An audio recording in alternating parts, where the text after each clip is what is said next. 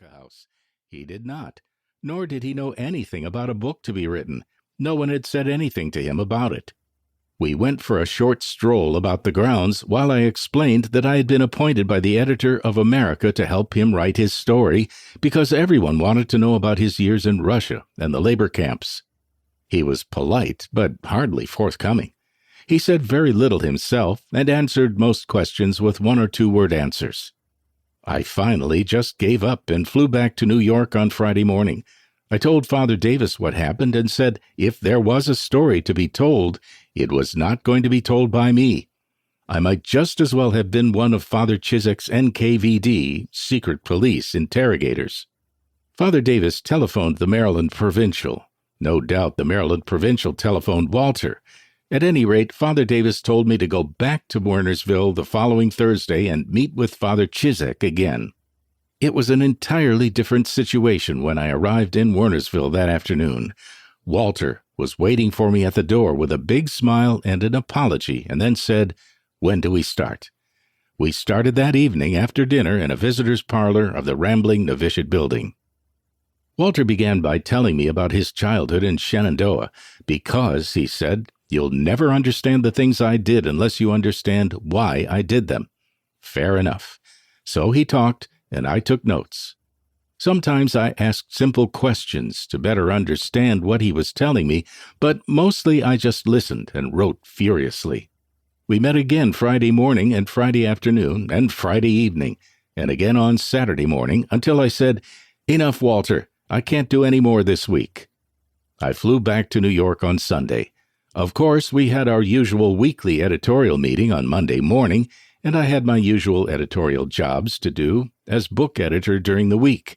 But I was determined to finish the dictation of my Father Ciszek notes before I returned to Wernersville on Thursday afternoon, so I worked well into the night on Monday, Tuesday, and Wednesday dictating the Ciszek story. That was the schedule we kept, with some exceptions, for the next 6 months.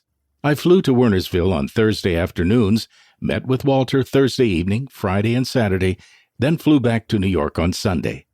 Once or twice a flight was canceled due to weather, and Walter and I spent Thanksgiving weekend and the Christmas holidays with our respective families.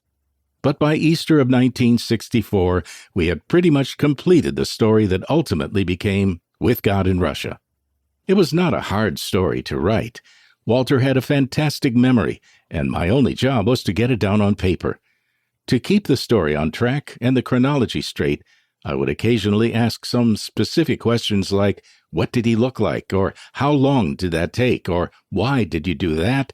or "What did he/you do next?" But my main tasks were to take good notes and dictate the text while it was still fresh in my mind.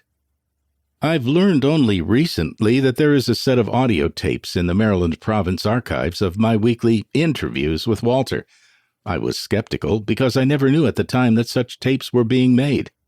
I don't honestly know how they were made, because I don't remember any microphones or a tape recorder in the room in which Walter and I usually met. But a copy of one of the tapes was sent to me several years ago, and it sounds rather authentic.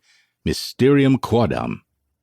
Every week one of the secretaries at America Press typed up the discs I dictated, but I didn't bother to read the typescript myself or discuss it with Walter until we had finished the story.